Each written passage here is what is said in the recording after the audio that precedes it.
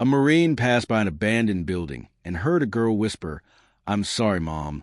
I'll be good." What he found inside broke him, but what happened next would change both their lives forever.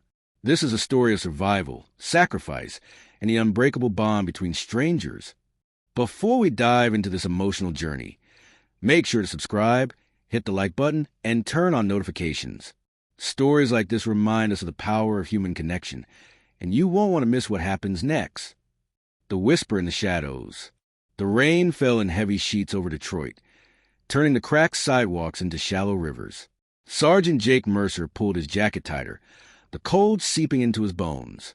He had spent another night at the Veteran Support Group, listening to stories of loss and resilience, but the words never quite reached the parts of him that were still broken. Sleep was a distant memory, stolen by the ghosts of his past. So he walked, aimless, restless, through the dimly lit streets, his boots splashing through puddles as the city hummed around him. It was past midnight when he heard it, a whisper, faint, fragile, almost lost beneath the drumming rain. Jake stopped, his body tensing. He wasn't sure if he had imagined it. PTSD had a way of playing tricks on him, but then it came again. "I'm sorry, Mom. I'll be good." A child's voice, small, trembling. His breath hitched. The words were so quiet, so desperate. They cut through him like a knife. He turned, scanning the darkened storefronts and boarded-up buildings. The sound had come from an old brick structure, its windows covered in plywood, its door barely hanging on its hinges. A forgotten place in a city full of them. Jake hesitated for only a second before stepping forward. His training kicked in. Assess the situation, expect danger, but something deeper, something raw and instinctive, pushed him toward that door. He tested it. The wood groaned but held. With a sharp shove, it gave way, the rusted hinges screaming in protest. The inside was pitch black, the air thick with the scent of mildew and something sharper. Fear. Jake pulled out his phone, the flashlight cutting through the darkness.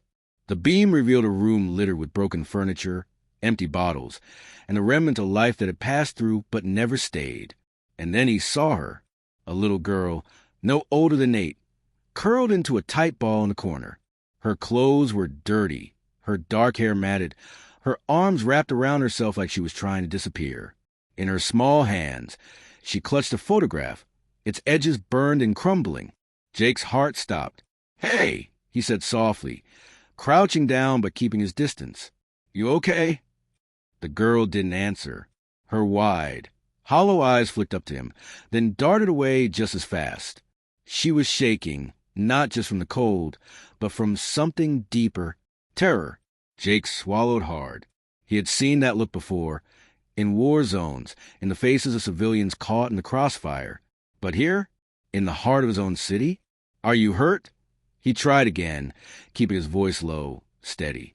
She flinched at the question, pressing herself further into the wall. The photograph crumpled in her grip. Jake's mind raced. A runaway? A kidnapping? He had no idea. But one thing was certain, she wasn't supposed to be here. He took a slow step forward. "My name's Jake. I'm not going to hurt you. I just want to help." The girl's breath came in short, panicked bursts. She was seconds from bolting. He could see it in the way her muscles tensed. Then a sound from upstairs. A creak, a footstep.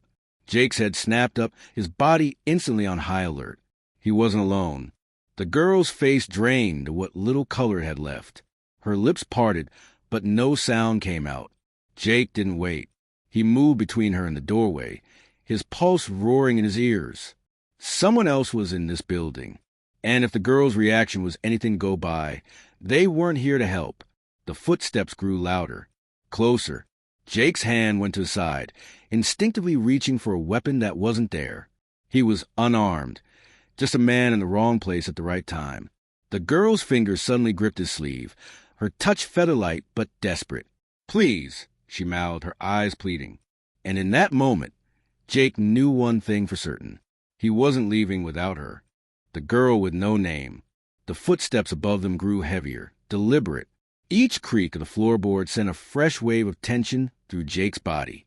He held a finger to his lips, signaling the girl to stay silent. Her grip on his sleeve tightened, her small fingers trembling against the fabric of his jacket. Jake's mind raced. He had no weapon, no backup, just his training and the desperate need to protect his child. He scanned the room for an exit, but the only door was the one he'd come through, and whoever was upstairs would be blocking it soon. His eyes landed on a broken pipe near the wall, half buried in debris. Not much, but better than nothing. He motioned for the girl to stay put and moved quietly toward it, his boots careful against the rotting floor. The pipe was cold and rough in his hand, its jagged edge sharp enough to do damage if it came to that. He wasn't a violent man by nature, but he'd learned long ago that survival sometimes demanded things he wasn't proud of. A shadow shifted at the top of the stairs. Jake's muscles coiled ready. Then silence. The footsteps had stopped. The air in the room grew thick, charged with something unspoken. The girl's breath hitched, her wide eyes locked on the darkness above. Jake could feel her fear like a living thing, pressing against his ribs. A floorboard groaned. A man's voice, low and rough, cut through the stillness. "You shouldn't be here." Jake didn't respond. He tightened his grip on the pipe and stepped back toward the girl, shielding her with his body. The shadow moved again, descending the stairs slowly, deliberately. Jake could make out the outline of a tall figure, broad shoulders, a hood pulled low over his face. The man reached the bottom step and paused, his head tilting slightly as if studying them. "You got no business in this place," the man said, taking another step forward. The dim light from Jake's phone caught the glint of something metallic in his hand. A knife. Jake's pulse hammered in his throat, but his voice stayed steady. "We're leaving. Just let us walk out." The man barked a laugh, harsh and humorless. "Ain't how this works." Jake didn't wait for him to make the first move. He lunged, swinging the pipe in a sharp arc. The man dodged, but not fast enough. The metal grazed his shoulder, drawing a grunt of pain. The knife slashed through the air, missing Jake by inches. Behind him, the girl let out a whimper. Jake couldn't afford to look back. He feinted left, then drove forward, slamming his shoulder into the man's ribs. They crashed into the wall, the impact rattling the rotting wood. The knife clattered to the floor, and Jake kicked it away, his free hand clamping around the man's wrist before he could reach for another weapon. The man snarled, twisting in his grip. "She ain't yours to take." That was all the confirmation Jake needed. This wasn't just some squatter. He knew the girl, and that meant he was part of whatever nightmare she was running from. Jake drove his knee up, catching the man in the stomach. The breath left him a wheeze, and Jake used the opening to shove him back hard. The man stumbled, his heel catching on debris, and went down. "Run!" Jake barked at the girl, grabbing her hand. She didn't hesitate. They bolted for the door, the man's curses following them into the rain. The cold hit them like a slap as they spilled onto the street. Jake didn't stop, pulling the girl along as they sprinted to the maze of alleys, putting as much distance between them and that building as possible. His lungs burned, his injured leg protesting, but he pushed through the pain. After 3 blocks, he finally slowed, ducking into the recessed doorway of a closed diner. The girl was gasping, her small frame shaking violently. Jake crouched in front of her, his hands gentle on her shoulders. "You're safe now," he said, though he wasn't sure he believed it himself. She stared up at him, her eyes too old for her face.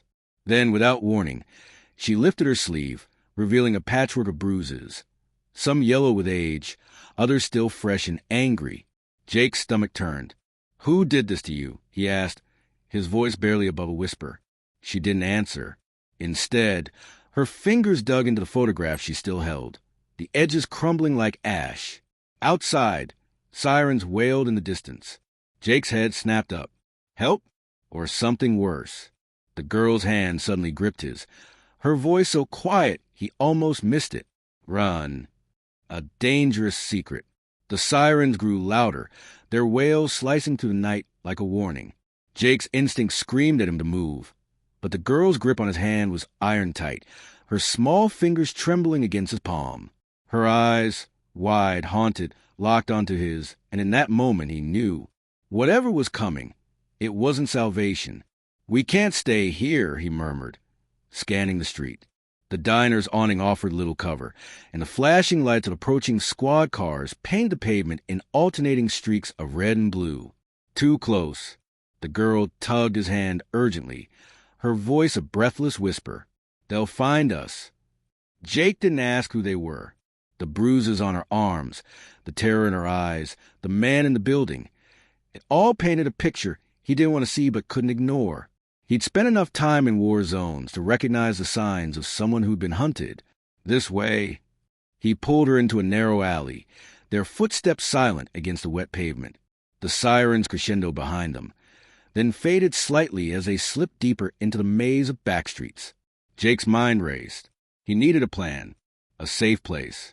But first, he needed answers. He crouched beside a dumpster, out of sight, and turned to the girl. Rain dripped from her hair, tracing paths down her dirt-smudged cheeks. She clutched the photograph like a lifeline, her knuckles white. "What's your name?" Jake asked softly. She hesitated, then whispered. "Lily." "Lily," he repeated, nodding. "I'm Jake. You're safe with me, okay? But I need to know who's after you." Her lower lip quivered. "Bad men." "Why?" She shook her head violently, as if the words were trapped inside her. Jake didn't push. Instead, he glanced at the photograph in her hands. The burned edges, the woman's face barely visible beneath the damage. "Is this your mom?" A tiny nod. "Do you know where she is?" Lily's breath hitched. "Gone." The word was a punch to Jake's gut. He exhaled slowly, forcing himself to stay calm. "We'll figure this out. But we can't stay here." A sudden noise made them both freeze. A scrape of shoe leather against concrete. Too close. Jake's body tensed, his grip tightening on the pipe he'd taken from the building. He motioned for Lily to stay behind him as he peered around the dumpster. A figure stood at the mouth of the alley, silhouetted by the distant streetlights. Tall, broad-shouldered. Not the same man from before, but the way he moved, slow, deliberate, set Jake's nerves on edge. "Lily," the man called, his voice oily smooth. "Come on out, sweetheart. You know what happens when you run." Lily's entire body locked up, a whimper escaping her throat. Jake's jaw clenched. He didn't know who this guy was, but the way Lily reacted told him everything he needed to know. "Stay behind me," he murmured, then stepped out from the shadows. The man's grin was a slash of white in the darkness. Well, didn't expect company. His eyes flicked over Jake, assessing. "You should walk away, friend. This doesn't concern you." "It does now," Jake said. The man's smile vanished. "Last chance." Jake didn't bother responding. He lunged, swinging the pipe in a sharp arc. The man dodged, faster than Jake expected, and countered with a brutal punch to Jake's ribs. Pain exploded through his side, but he gritted his teeth and swung again, this time connecting with the man's shoulder. A grunt of pain, then a snarl. The man pulled a knife from his belt, the blade glinting. "Should have minded your own business." Jake barely had time to react before the knife slashed toward him. He twisted, feeling the blade graze his jacket. He grabbed the man's wrist, slamming it against the brick wall. The knife clattered to the ground, but the man headbutted him, stars bursting behind Jake's eyes. "Behind them!" Lily screamed. Jake stumbled back, blinking blood from his vision. The man was already reaching for the knife. Then, tires screeching. A car skidded to a halt at the alley's entrance, headlights blinding. "Cops!" Someone shouted from inside the car. The man hesitated, then spat on the ground. "This ain't over." He snatched up the knife and bolted, disappearing into the shadows. Jake didn't wait to see if the cops would follow. He grabbed Lily's hand and ran in the opposite direction, his heart pounding. They ducked into another alley, then another, putting as much distance between them and the sirens as possible. Finally, Jake slowed, gasping for air. Lily was shaking, her face streaked with tears. He knelt in front of her, hands on her shoulders. "You okay?" She nodded shakily. "Who were those men, Lily?" he asked, voice low. She swallowed hard. They take kids." The words hit Jake like a freight train. "Human trafficking?" A tiny, terrified nod. Jake's blood ran cold. This wasn't just a runaway situation. This was something far darker. And if those men had cops on their payroll, a sudden noise made them both flinch. A rustling in the shadows. Jake tensed, ready to fight again, until a small, scruffy dog trotted out from behind a pile of trash, tail wagging cautiously. Lily let out a breath, some of the fear leaving her eyes. Jake exhaled, running a hand over his face. They couldn't keep running forever. They needed help, and he knew just where to go. "Come on," he said, standing. "I know someone who can keep us safe." Lily hesitated, then slipped her hand into his. As they stepped out of the alley, the first light of dawn crept over the city, painting the sky in shades of gold and pink. But Jake knew the darkness wasn't gone. It was just waiting, trusting a stranger. The early morning sun cast long shadows across the cracked sidewalks as Jake led Lily through the quiet streets. The diner he had in mind was a few blocks away, a run-down place called Maggie's, where the coffee was strong and the patrons didn't ask questions. It was the kind of spot where people kept their heads down, and that's exactly what they needed right now. Lily's hand was still wrapped tightly around his, her small fingers cold despite the warmth creeping into the day. She hadn't spoken since the alley, but her silence was louder than words. Every few steps, she glanced over her shoulder, her body tense, as if expecting one of those men to materialize from the shadows. Jake didn't blame her. He was doing the same thing. "Almost there," he murmured, giving her hand a reassuring squeeze. She didn't respond, but her grip tightened slightly. The diner's neon sign flickered weakly as they approached. The M in Maggie's burned out. Inside, the air smelled of grease and stale coffee. A few tired-looking truckers sat at the counter, nursing mugs and plates of eggs. A TV mounted in the corner played the morning news on mute, closed captions scrolling across the screen. Jake chose a booth in the back, away from the windows. Lily slid in first, her eyes darting around the room before settling on the table. She still hadn't let go of the photograph, her thumb tracing the edge absently, as if she could smooth away the burns. A waitress with tired eyes and a name tag that read Darla shuffled over. "What'll it be?" she asked, her voice raspy from years of cigarettes. "2 coffees," Jake said, "and whatever's hot and ready from the kitchen." Darla gave Lily a quick once-over, her expression unreadable, then nodded and walked away. Jake leaned forward slightly, keeping his voice low. "You hungry?" Lily hesitated, then gave a tiny nod. "Good," Jake said. "You need to eat." She didn't argue, but she didn't relax either. Her shoulders were hunched, her body coiled like a spring. Jake recognized the look. Hypervigilance. The same thing he'd seen in soldiers fresh out of combat zones. Darla returned with 2 mugs of coffee and a plate piled high with pancakes and scrambled eggs. The smell of syrup and butter filled the air, and for the first time, Lily's gaze flickered with something other than fear. Hunger. "Go ahead," Jake said, nudging the plate toward her. She hesitated only a second before picking up a fork and digging in. She ate like someone who hadn't seen a real meal in weeks, methodically, almost desperately. Jake sipped his coffee, watching her, his mind racing. He needed information. He needed to know who those men were, why they wanted Lily, and how deep this went. But pushing her too hard might make her shut down completely. "Lily," he said carefully, "do you know where those men took you?" "Before that building." Her chewing slowed. She didn't look up. "It's okay," Jake said. "You're safe now." Her fork clinked against the plate. "They moved us a lot," she whispered. "Different places. Dark rooms." Jake's stomach twisted. "Us." Her fingers curled around the photograph. Other kids.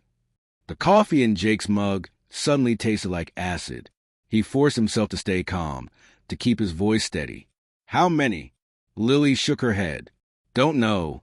Some got taken away and didn't come back." Jake's jaw clenched.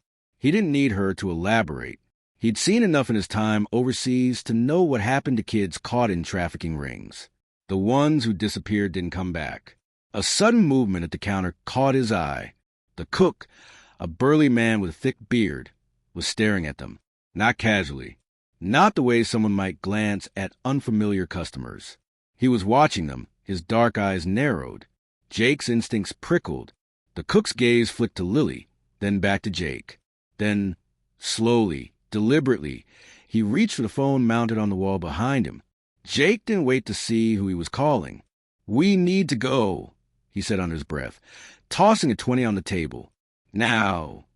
Lily's head snapped up, her eyes wide. "What's wrong?" "Just trust me." She didn't argue.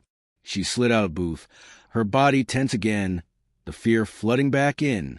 Jake kept himself between her and the counter as they moved toward the door, but he could feel the cook's eyes burning into his back. They were halfway to the exit when the TV behind the counter suddenly blared to life. The volume cranked up. "Authorities are searching for this man in connection with the disappearance of a local child," the news anchor said, her voice sharp. Jake froze. On the screen was a grainy surveillance photo. A tall man in a military jacket, his face partially obscured but unmistakable. His face. And beneath it, the words, "Person of interest." Lily gasped. Jake didn't think. He grabbed her hand and bolted for the door just as the cook shouted, "Hey!" Stopped them. The diner erupted into chaos. Chairs scraped. Someone yelled. Jake shoved the door open, pulling Lily with him as they spilled onto sidewalk. "Run!" They didn't stop. They didn't look back. And behind them, the sound of sirens began to rise. The photograph's secret. The city blurred around them as Jake and Lily sprinted down the sidewalk, their breaths coming in ragged gasps. Jake's mind raced faster than his feet. How the hell had his face ended up on the news? He hadn't taken Lily. He'd saved her. But the photo didn't show that. It showed a stranger in the shadows, and to the world, that made him a monster. Lily's small hand was slick with sweat in his grip, but she kept pace beside him, her legs pumping hard. She didn't ask questions. She just ran. Jake ducked into an alley, pulling Lily behind a dumpster. He pressed a finger to his lips, and she nodded, her chest heaving. Outside, the sirens wailed past, their red and blue lights flashing against the brick walls before fading into the distance. Jake exhaled shakily. They couldn't keep running blindly. They needed a plan. He turned to Lily. Her face was pale, her eyes too wide. The photograph was still clutched in her hand, crumpled but intact. "Lily," Jake said quietly, "I need to see that picture again." She hesitated, then handed it over. Jake smoothed the burned edges carefully. The woman in the photo, Lily's mother, had kind eyes and a soft smile. The kind of face that made you trust her instantly. But it was the background that caught Jake's attention. A park bench, a street sign barely visible behind her, and in the corner, half-charred but still legible, a phone number. His pulse jumped. "Is this your mom's number?" he asked. Lily nodded. Jake pulled out his phone, his fingers trembling slightly as he dialed. It rang once, twice, then, "Hello?" A woman's voice, raw with tears. Jake's throat tightened. "Is this Lily's mother?" A sharp gasp, a choke sob. "Oh my God! Oh my God! Is she alive?" "She's right here," Jake said, his voice rough. "She's safe." The woman broke down. The sound of her crying was so visceral, so full of pain and hope, that Jake had to close his eyes for a second. "Who are you?" she finally managed. "My name's Jake. I found her, but there are people looking for us, for both of us." "The news," she whispered. "They said that you took her." "I didn't." "I believe you," she said immediately, her voice fierce. "Tell me where you are. I'll come to you." Jake hesitated. What if this was a trap? What if they were tracking her calls? But the desperation in her voice, that wasn't fake. "Not yet," he said. "We need somewhere safe to meet. Somewhere public, but not obvious." "Riverside Park," she said quickly, "near the old carousel. There's always people there, but it's big enough to hide in." Jake glanced at Lily. "You know that place?" She nodded, her eyes lighting up for the first time since he'd found her. "Okay," Jake said. 2 hours. "I'll be there," her mother breathed. "Please keep her safe." The line went dead. Jake pocketed the phone and looked at Lily. "We're going to see your mom." Her lower lip trembled. For a second, Jake thought she might cry, but then she squared her tiny shoulders and nodded, like she was steeling herself for one last fight. Jake ruffled her hair. "Atta girl." They stayed hidden until the immediate danger passed, then slipped back into the streets, sticking to alleys and side roads. Jake kept his hood up, his face down. Every cop car, every glance from a passerby set his nerves on edge. 2 blocks from the park, Lily suddenly froze, her fingers digging into Jake's arm. "What's wrong?" he asked. She didn't answer. She was staring at a black SUV idling at the curb. The windows were tinted. The engine was running. And on the bumper, a sticker, a small, almost invisible symbol, a snake coiled around a sword. Lily's breath came in short, panicked bursts. "That's them." Jake's blood turned to ice. The SUV's door began to open. The chase. Jake didn't think, he reacted. He yanked Lily behind him just as the SUV's door swung open. A man in a dark jacket stepped out, his head swiveling toward them like a predator catching a scent. Their eyes locked for one terrifying second. Then Jake ran. Lily's hand was a vice around his as they bolted down the sidewalk, weaving through startled pedestrians. Shouts erupted behind them, but Jake didn't look back. He knew they were coming. He could hear the heavy thud of boots, the snarl of curses as the man gave chase. "Left," Jake hissed, dragging Lily into a narrow alley. Trash cans clattered as they knocked them over in their wake, creating a makeshift barrier. The alley spit them out onto a quieter street, but Jake didn't slow. He could still hear the SUV's engine roaring somewhere behind them. Lily stumbled, her breath coming in ragged gasps. Jake scooped her up without breaking stride, her small body light against his chest. She clung to him, her face buried in his shoulder. "They're gonna kill us," she whispered, her voice muffled against his jacket. "Not today," Jake growled. He cut through a laundromat, bursting out the back door into another alley. The SUV couldn't follow them here, but the men on foot could, and they were gaining. A fire escape ladder hung just overhead. Jake jumped, grabbing the lowest rung and yanking it down with a metallic screech. "Climb," he ordered, setting Lily on her feet. She scrambled up, her small hands gripping the rusted metal. Jake followed, hauling himself onto the landing just as their pursuers rounded the corner. A gunshot rang out. The bullet punched into the brick inches from Jake's head. He shoved Lily upward, shielding her body with his own as they climbed. Another shot, another near miss. The fire escape shuddered under their weight as they reached the roof. Jake kicked open the door to the top floor stairwell, pulling Lily inside. The hallway was dim, lined with peeling wallpaper and the smell of stale cigarettes. "Where now?" Lily panted. Jake's mind raced. They couldn't stay here. They couldn't go back down. Then he saw it. The window at the end of the hall, propped open with a dented soda can. Beyond it, the rooftop of the next building over, close enough to jump. "Trust me?" he asked Lily. She nodded, her jaw set. They ran. Jake boosted her through the window first, then followed, his boots scraping against the sill as he launched himself across the gap. They landed hard on the adjacent roof, rolling to absorb the impact. Behind them, the door to the stairwell burst open. Jake didn't wait to see who came through. He grabbed Lily's hand again, and they ran. Across rooftops, down rusted ladders, through back streets and abandoned lots.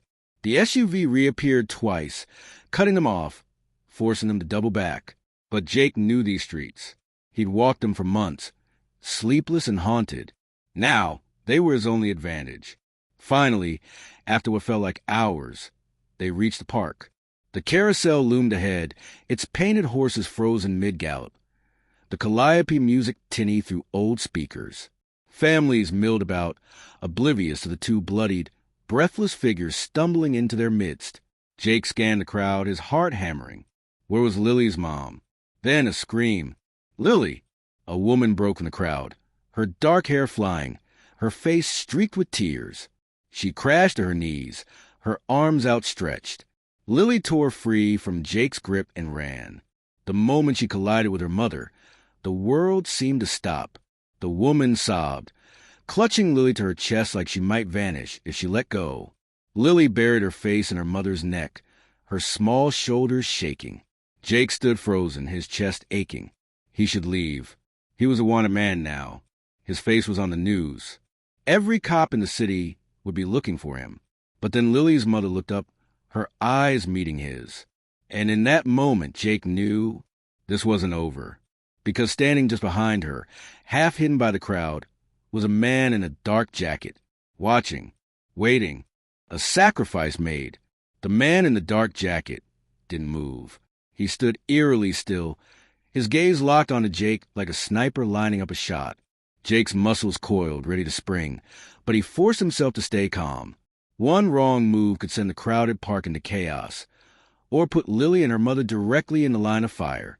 Lily's mother, Elena, Jake remembered, hadn't noticed the threat yet. She was too busy pressing kisses to Lily's hair, her hands trembling as she cupped her daughter's face. "You're real," she kept whispering, as if she couldn't believe it. "You're really here." Jake took a slow step forward, angling himself between them and the man. "Elena," he said lowly, "we need to go now." Her head snapped up, her joy fading as she registered the tension in his voice. She followed his line of sight and paled. The man smiled. It wasn't a friendly expression. Elena clutched Lily tighter. "Oh, God, him." Jake didn't ask how she knew him. The fear in her eyes said enough. "Is there another exit?" She nodded jerkily toward the trees behind the carousel. "The pedestrian bridge. It leads to the subway." "Run," Jake ordered. "Don't look back." Elena hesitated, her grip on Lily tightening. "What about you?" The man in the jacket started moving toward them, his stride casual, like he had all the time in the world. Jake's jaw clenched. "I'll hold him off." Elena's eyes welled with fresh tears, but she didn't argue. She scooped Lily into her arms, whispering something urgent into her ear. Lily's head whipped toward Jake, her small face crumpling. "No!" she cried, reaching for him. Jake forced a smile. "I'll catch up. Promise." Then Elena was running, Lily's protest fading into the park's noise. The man's smile vanished. He lunged forward, shoving past a group of teenagers. Jake intercepted him, slamming a shoulder into his ribs. The man grunted, staggering back, but recovered fast, faster than Jake expected. A fist connected with his jaw, snapping his head to side. Pain exploded through his skull, but he shook it off, driving his knee into the man's stomach. Someone screamed. The crowd scattered, parents grabbing children, voices rising in panic. The man pulled a knife. The blade flashed in the sunlight, wicked and sharp. "You should have walked away, Marine," he spat. Jake dodged the first slash, but the second grazed his arm, hot blood soaking through his sleeve. He gritted his teeth and lunged, catching the man's wrist and twisting hard. Bone cracked. The knife clattered to the pavement. The man howled, swinging wildly with his other fist. Jake took the hit, a brutal punch to the ribs, but didn't let go. He drove his forehead into the man's nose, feeling cartilage give way. Blood sprayed. The man stumbled back, clutching his face. "You're dead," he gasped. "You hear me? Dead." Sirens wailed in the distance. Closer now. Jake didn't wait to see if they'd help or hurt him. He turned and ran, following the path Elena had taken. His vision swam at the edges, his body protesting every step, but he pushed through it. The pedestrian bridge was ahead, its metal rails gleaming. No sign of Elena or Lily. Good. They'd made it. Then, tires screeching. The black SUV skidded to a stop at the base of the bridge, blocking the way. Two men jumped out, guns drawn. Jake swore, skidding to a halt. Trapped. The man from the park emerged behind him, blood still streaming from his nose. "End of the line," he panted. Jake's gaze flicked to the subway stairs just beyond the SUV. So close. He made a decision. With a roar, he charged, not toward the stairs, but straight at the SUV. The gunman fired. Bullets whizzed past, one grazing his thigh. He barely felt it. At the last second, he veered, grabbing the bridge's railing and vaulting over it. For a heart-stopping moment, he was airborne. Then he hit the train tracks below, rolling hard. Pain lanced through his shoulder, his ribs, his legs, But he forced himself up. The subway tunnel loomed ahead, dark and gaping. A train's horn blared in the distance. Jake ran toward it. Behind him, shouts echoed. More gunfire. But he didn't stop. He'd made a promise. And Marines didn't break those. The truth unfolds. The subway tunnel swallowed Jake whole, the darkness thick and suffocating. The distant wail of the approaching train grew louder, vibrating through the tracks beneath his boots. His body screamed in protest, his ribs on fire, his leg bleeding, his vision blurred at the edges. But he forced himself forward one staggering step at a time. Behind him, shouts echoed off the grimy tiles. Flashlights cut through the gloom, sweeping the tunnel like searchlights. They were still coming. Jake pressed himself against the damp wall, breathing hard. He needed to get out of here. Needed to find Elena and Lily. But first, he needed to lose the men hunting him. A rat skittered past his foot, disappearing into a narrow service hatch half hidden behind a pile of debris. Jake dropped to his knees, ignoring the sharp pain that shot through his injured leg, and pried the hatch open. Rust flaked off under his fingers. The space beyond was tight, barely big enough to squeeze through, but it was his only shot. He wriggled inside just as the flashlight beams rounded the corner. The voices grew louder, angrier. Where the hell did he go? He couldn't have just vanished. Jake held his breath, his back pressed against the cold metal of the service tunnel. The train roared past outside, its noise drowning out everything else. The walls shook. Dust rained down on him. Then silence. He waited another minute, just to be sure, before crawling forward. The tunnel sloped upward, eventually spitting him out onto a dimly lit platform, abandoned except for a few sleeping homeless men. The air smelled of urine and stale cigarettes. Jake staggered to his feet, his head spinning. He needed medical attention, needed to rest. But first, he needed to make sure Lily and Elena were safe. He pulled out his phone, cracked but still working, and dialed the number from the burned photograph. Elena answered on the first ring. "Jake!" Her voice was raw with relief. "Where are you?" he rasped. "St. Mary's Church. The pastor, he's helping us. He says he knows you." Jake exhaled. Father O'Connor, an old friend from his Marine days. If there was anyone he could trust right now, it was him. "I'm on my way," he said. "Jake." Elena's voice broke. "Lily, she's talking now. About what happened to her." His grip on the phone tightened. "What did she say?" A pause. Then, so quiet he almost missed it, "She said they made her watch." Ice flooded Jake's veins. "Watch what?" Elena's next words shattered him. The other children. The church's stained glass windows glowed like embers in the setting sun when Jake finally arrived. His body was a symphony of pain, but he barely registered it. All he could think about was Lily's words. They made her watch. Father O'Connor met him at the door, his weathered face grim. "You look like hell, son." "Feel like it too," Jake muttered. The pastor ushered him inside, where Elena and Lily sat huddled on a pew. Lily's eyes were red-rimmed, her small frame curled into her mother's side. But when she saw Jake, she straightened, her face lighting up. "You came back," she whispered. Jake crouched in front of her, ignoring the way his wounds screamed in protest. "I told you I would." Elena's hand trembled as she brushed Lily's hair back. "She's been telling me everything," she said softly. "About the men, the other kids." Jake's jaw clenched. "How many?" Lily's lower lip quivered. "Lots. They kept us in the dark. But sometimes they took some away, and they didn't come back." Elena stifled a sob. Jake forced himself to stay calm, even as rage burned through him. "Do you know where they took them?" Lily hesitated, then nodded. "A big house. By the water. I heard them talking about it." Father O'Connor exchanged a look with Jake. "The old Whitmore estate," he murmured. "It's abandoned, but the basement tunnels connect to the docks." Jake's mind raced. A trafficking operation, moving kids through the city's underbelly like cargo.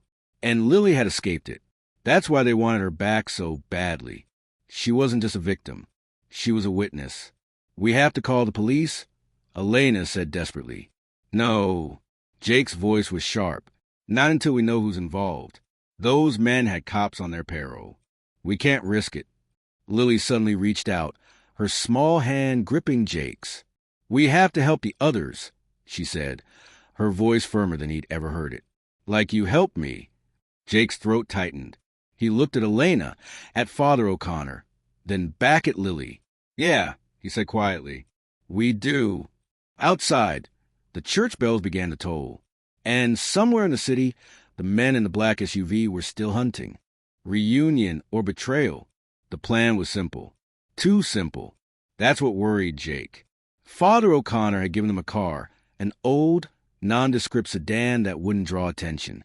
Elena had insisted on coming, despite Jake's protests. She wouldn't leave Lily alone, and they couldn't bring a child into what might become a war zone. So they compromised. Lily would stay hidden in the church's rectory with the pastor's elderly housekeeper, a woman who had raised 6 sons and could handle a shotgun better than most Marines. Now, as Jake drove for the city's industrial outskirts, the weight of what they were about to do settled over him like a lead blanket. The Whitmore estate loomed ahead, its Gothic spires cutting into the twilight sky. The place looked like something out of a horror movie. Crumbling stone walls, boarded-up windows, a wrought iron gate hanging crookedly from its hinges. Elena exhaled sharply from the passenger seat. You're sure this is a place? Jake killed the headlights as they rolled to a stop a block away. Lily described it perfectly. Elena's fingers twisted in her lap. What if they're not here? What if... A flicker of movement near the estate's side entrance cut her off. Jake's body tensed. 2 figures stood in the shadows, their postures alert. Guards. They're here, he muttered. Elena's breath hitched. So what's the plan? We can't just walk in. Jake reached under his seat, pulling out the pistol Father O'Connor had given him. He checked the magazine, fully loaded, then tucked it into his waistband. We don't go in the front. There's a service tunnel beneath the boathouse. Lily said the men use it to move the kids. Elena stared at him. You're seriously going down there alone? I move quieter alone. And if you don't come back? Her voice cracked. Jake met her gaze. Then you drive straight to the FBI. Not the local cops. The FBI. She looked like she wanted to argue, but after a moment, she just nodded. Jake slipped out of the car, melting into the shadows. The guards hadn't seen him. Yet, the boathouse was a rotting wooden structure half sunk into the riverbank. The door groaned as Jake eased it open, the scent of mildew and fish thick in the air. Moonlight filtered through cracks in the walls, illuminating a set of stairs leading down into blackness. Jake pulled out his phone, using the dim light to navigate. The stairs creaked under his weight, the air growing colder as he descended. At the bottom, a tunnel stretched into darkness, its walls slick with moisture. Somewhere in that darkness, children were being held. Jake moved forward, his senses on high alert. The tunnel curved, then branched. He followed the faint sound of voices, his pulse pounding in his ears. The voices grew clearer. Transfers at midnight. Boss wants them all gone by then. Even the new one? Especially the new one. After what happened with the Mercer girl, we can't risk loose ends. Jake's blood ran cold. They were talking about Lily. He edged closer, peering around a corner. 2 men stood in front of a heavy metal door, their backs to him. Beyond them, muffled sobs echoed. Children. Jake's hand went to his gun. He could take these men. 2 quick shots, and the door would be clear. But gunfire would bring every other guard running. He needed a distraction. A rusted pipe ran along the tunnel ceiling. Jake reached up, yanking it free with a screech of metal. The men spun just as the pipe crashed to the ground. What the hell? Jake was already moving. He slammed into the first man, driving him into the wall. The second went for his gun, but Jake was faster. His fist connected with the man's jaw, sending him sprawling. The first man recovered, pulling a knife.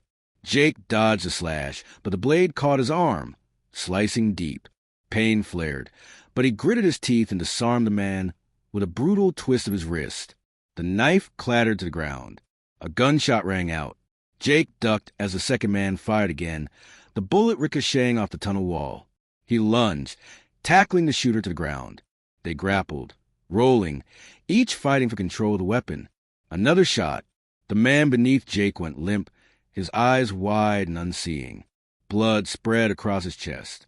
Jake scrambled up, breathing hard. The first man was gone, fled down the tunnel. No time to chase him. He grabbed the dead man's keys and rushed to the metal door. The sobs inside had turned to whimpers. "Stand back." Jake called, fitting the key into the lock. The door swung open, revealing a nightmare. Dozens of children huddled in the dank room, their faces gaunt, their eyes hollow with fear. The youngest couldn't have been more than 5. Jake's throat tightened. "I'm getting you out of here." A small boy in the front shook his head violently. "They'll catch us. They always catch us." "Not this time." Jake pulled out his phone, texting Elena one word. "Now." Then, from the tunnel behind him, running footsteps. Lots of them. Jake turned, raising the gun. Too many to fight, but he'd hold them off as long as he could. The children's screams echoed off the walls as the first of the men rounded the corner, guns raised. Jake fired. The final stand.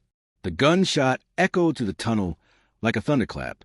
Jake's bullet struck the lead man in the shoulder, spinning him into the wall. The others scattered for cover, their shouts bouncing off the damp concrete. Jake didn't wait. He slammed the metal door shut, locking it with a sharp twist of the key. It wouldn't hold forever, but it would buy time. The children huddled together, their terrified faces glowing in the dim light of Jake's phone. The oldest, a girl no more than 12 with a split lip and defiant eyes, stepped forward. "Who are you?" "Someone who's getting you out," Jake said, wiping blood from his brow. His arm burned where the knife had sliced him, but he ignored it. "Is there another way out of here?" The girl hesitated, then nodded toward the back of the room. A drained tunnel, but it's small, and it's flooded sometimes. Jake moved quickly, pushing aside a moldy mattress to reveal a rusted grate covering a narrow tunnel. The stench of stagnant water hit him like a physical blow. "It'll do." He holstered his gun and grabbed the grate, his muscles straining as he wrenched it free. The children gasped as a rush of foul-smelling air poured out. The sound of pounding on the metal door made them all jump. "Hurry!" Jake barked, helping the first child into the tunnel. "Stay low and follow to the riverbank. There's a woman named Elena waiting with a car. Tell her Jake sent you." The children moved quickly, their small bodies slipping into the darkness one by one. The girl with the split lip stayed last, her eyes locked on Jake. "You're not coming?" Jake glanced at the door, which shuddered under another impact. "I'll hold them off." "Go." She hesitated, then suddenly threw her arms around him in a fierce hug before disappearing into the tunnel. The door burst open. Jake spun, gun raised. 4 men stood in the doorway, their weapons trained on him. The leader, a hulking figure with a scar running down his cheek, smiled. "Marine," he sneered. "Should have known you'd be the one fucking this up." Jake's finger hovered over the trigger. He was outgunned, outnumbered, but every second he kept these men here was another second the children had to escape. "You're too late," Jake said, backing toward the tunnel. "They're gone." Scarface's smile vanished. He raised his gun. "Then you're useless." A shot rang out, but it didn't come from Scarface. The man crumpled, a dark stain spreading across his chest. His companions whirled as gunfire erupted from the tunnel behind them. Elena stood in the passageway, Jake's spare pistol in her hands, her face a mask of grim determination. "You said to bring the car to the riverbank," she said, firing again. "You didn't say I had to stay in it." Jake didn't have time to be angry. He dove for Scarface's fallen weapon, rolling behind a crate as bullets peppered the wall above him. 2 men left. Jake popped up, squeezing off 2 shots. 1 man went down. The other turned to run, and ran straight into Father O'Connor's fist. The pastor stood like an avenging angel in the tunnel, his clerical collar stark white against his bloodied knuckles. The last man hit the ground hard and didn't move. Silence fell. Jake exhaled shakily, his ears ringing. "You're a long way from the church, Father." O'Connor wiped his hands on his coat. "And you're a mess, son." Elena rushed to Jake's side, her hands fluttering over his injuries. "The children are safe. All of them." Jake nodded, suddenly exhausted. It was over. Then the radio on Scarface's belt crackled to life. All units converge on the east dock. The shipment's moving early. Repeat the shipment. Jake's head snapped up. They'd been wrong. The children in the tunnel weren't the targets. They were the decoy. And the real shipment, more kids, maybe dozens, was about to disappear forever. Jake met Elena's eyes, saw the same realization there. Without a word, he grabbed Scarface's radio and ran for the tunnel. The fight wasn't over yet. Blood on the docks. The cold night air hit Jake like a slap as he burst from the drainage tunnel, his boots splashing through brackish river water. Behind him, Elena and Father O'Connor struggled to keep pace, their breaths coming in ragged gasps. The east dock loomed ahead, a skeletal structure jutting into the black water, illuminated by flickering industrial lights. And there, bobbing in the dark, was a rusted cargo ship, its engines rumbling as crewmen scrambled across the deck. Jake's stomach twisted. They were too late. A line of children, their small forms barely visible in the gloom, were being herded up the gangplank by armed men. Jesus, Elena whispered, her voice breaking. Father O'Connor gripped Jake's arm. We need the police. The real police. Jake shook his head. By the time they get here, that ship will be gone. He turned to Elena, his voice low and urgent. Take the pastor. Get to safety. Call the FBI. Tell them everything. Elena's eyes widened. You're not going out there alone. Jake didn't answer. He was already moving, slipping along the shadows of the dockyard, his stolen gun a cold weight in his hand. The first guard never saw him coming. Jake's arm hooked around the man's throat, cutting off his air until he went limp. He dragged the body behind a stack of crates, relieved him of his radio and sidearm, then crept forward. Two more guards stood at the base of the gangplank, their rifles slung carelessly over their shoulders. They were laughing, joking about the cargo and the payday it would bring. Rage burned through Jake's veins. He took a breath, steadied his aim. 2 shots. Both men dropped. Chaos erupted.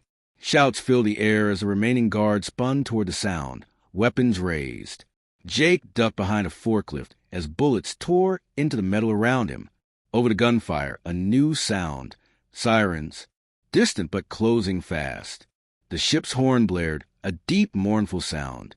The engines roared louder. They were leaving. Jake lunged from cover, sprinting toward the gangplank. A bullet grazed his thigh. He barely felt it. The last guard stood between him and the ship, his rifle leveled at Jake's chest. Jake didn't slow. He fired once. The guard fell. The gangplank was already pulling away from the dock, the gap widening as the ship began to move. Jake leapt, his fingers grasping at the rusted metal as his legs swung over open water. He hauled himself up just as another guard rounded the corner. Their collision sent both men crashing to the deck. Jake's gun skittered away. He drove his fist into the man's face once, twice, until he stopped moving. More shouts. More footsteps. Jake scrambled up, his eyes scanning the deck. The children were gone, already taken below. The ship's engines groaned as it picked up speed, the dock shrinking in the distance. The sirens were closer now, but they wouldn't reach him in time. He was on his own. A door creaked open behind him. Jake turned, just as a fist connected with his jaw. Stars exploded across his vision as he staggered back. A second blow sent him to his knees. Through blurred eyes, he saw him, the man from the park, the one who'd smiled as he chased Lily. Now he wasn't smiling. You just don't know when to quit, do you, Marine? The man spat, pulling a knife from his belt. Jake wiped blood from his mouth. Funny, I was about to say the same thing. The knife flashed down. Jake rolled, the blade slicing through air instead of flesh. He kicked out, his boot connecting with the man's knee. A satisfying crack echoed as the man howled in pain. Jake was on him in an instant, his hands closing around the man's throat. Where are the children? He snarled. The man grinned, blood staining his teeth. Gone. You lose. Jake's grip tightened. Try again. The ship lurched suddenly, throwing them both off balance. Jake's head struck the railing, his vision swimming. The man seized the opportunity, driving the knife toward Jake's chest. A gunshot rang out. The man froze, his eyes widening in shock. A dark stain spread across his shirt. He toppled forward, revealing Elena standing behind him, Jake's spare pistol smoking in her hands. Her face was pale, but her hands were steady. "You really need to stop leaving me behind," she said. Jake stared. "How the hell?" She nodded toward the water. "Stole a boat." Father O'Connor appeared beside her, breathing heavily. "I told her it was a bad idea." The ship's horn blared again, this time in short, panic bursts. Jake turned. The dock was no longer shrinking. The ship was slowing. Red and blue lights reflected off the water as a Coast Guard cutter sped toward them, its spotlight cutting through the darkness. Over the roar of the engines, a voice boomed through a megaphone. "This is the United States Coast Guard. Prepare to be boarded." Jake sagged against the railing, suddenly exhausted. It was over, really over. Elena knelt beside him, her hands gentle as she checked his injuries. "You're a mess, you know that?" Jake huffed a laugh, wincing as pain lanced through his ribs. "Yeah, I've been told." Below deck, the sound of crying children grew louder as the Coast Guard began freeing them. Lily was safe. The children were safe. And for the first time in a long time, Jake felt like maybe, just maybe, he was too. A family forged in fire. The morning sun streamed through the hospital windows, painting the sterile white walls in warm gold. Jake sat on the edge of the bed, wincing as a nurse adjusted the bandages around his ribs. The doctors had stitched up his arm, wrapped his ribs, and given him enough painkillers to make the room tilt slightly if he moved too fast. Across from him, curled up in a chair too big for her small frame, Lily slept. Her dark hair spilled over the blanket Elena had tucked around her, her fingers still clutching the now tattered photograph of her mother. The burns of the edges had been smoothed out as much as possible, the image preserved. Elena entered quietly, carrying 2 steaming cups of coffee. She handed one to Jake, her fingers brushing his, a touch that lingered just a second longer than necessary. "They found the man who ran the operation," she said softly, glancing at Lily to make sure she was still asleep. "Some big-shot businessman with connections all over the city. The FBI thinks he's been doing this for years." Jake took a sip of coffee, the bitterness grounding him. "He's going away for good?" Elena nodded, along with the cops who helped him. "They're rounding up the rest now." A quiet victory, but victory all the same. Lily stirred, her eyes fluttering open. When she saw Jake, she smiled, a real, genuine smile that lit up her entire face. "You're still here," she murmured, as if she'd been afraid he wouldn't be. Jake set the coffee aside. "Told you I wouldn't leave." She scrambled out of the chair, her small feet padding across the floor before she climbed onto the bed beside him. Careful of his injuries, Elena watched them, something unreadable in her expression. The door opened, and a social worker stepped in, her clipboard clutched tightly. "Ms. Reyes, we finished processing the paperwork. You and Lily are free to go home." Home. The word hung in the air, heavy with meaning. Elena exhaled, her shoulders relaxing for the first time in days. "Thank you." The social worker hesitated, then turned to Jake. "Sergeant Mercer, the district attorney would like to speak with you about dropping the charges." Jake stiffened. He'd almost forgotten. His face had been all over the news, a person of interest. In a kidnapping he'd actually stopped. Elena's hand found his, squeezing gently. "It's over," she repeated. Lily looked between them, her brow furrowed. "Are you coming with us?" The question was innocent, simple, but it carried the weight of something Jake hadn't let himself consider. A home, a family, something beyond the ghosts he'd been carrying. He met Elena's gaze, saw the quiet hope there, and felt something shift inside him. "Yeah," he said, ruffling Lily's hair, "if that's okay with you." She beamed, throwing her arms around his neck in a hug that made his ribs protest. But he didn't care. Elena smiled, her eyes bright. "It's more than okay." Outside the window, the city stretched out before them, broken in places but still standing, still fighting, just like them. Jake took a breath, and for the first time in a long time, it felt easy. This story of courage and redemption proves that even in the darkest moments, hope can be found. If this journey moved you, don't forget to like, share, and subscribe for more powerful tales of resilience. Who inspires you to keep fighting? Let us know in the comments below. We read every one. Stay strong, and we'll see you in the next story.